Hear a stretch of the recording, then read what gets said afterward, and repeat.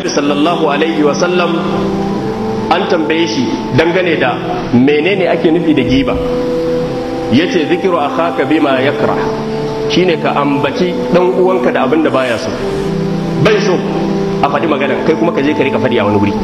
Wannan shi ake ce ma giba, shi ake ce ma cin naman mutum. Kila sai wani daga cikin sahabbai yake cewa annabi sallallahu alaihi wasallam, a fara'aita in kana fi akhi ma aku, to ya rasulullah ba ni labari idan ya zama abin da nake faɗin ba ƙarya na masa ba, haka yake dabi'arsa ce. Na ce barawo ne kuma tabbas yayi satan, ina da shaida. Na ce makareci ne tabbas ƙaryan yayi. Na ce kaza, abin da na faɗa ba kage na masa ba. Nabi sallallahu alaihi wasallam yace in kana fihi ma taqulu faqad tabtahu, idan abin da kake faɗi yana daga cikin ɗabi'unsa to haƙiƙa ka ci namansa kuma ka yi gulmasa.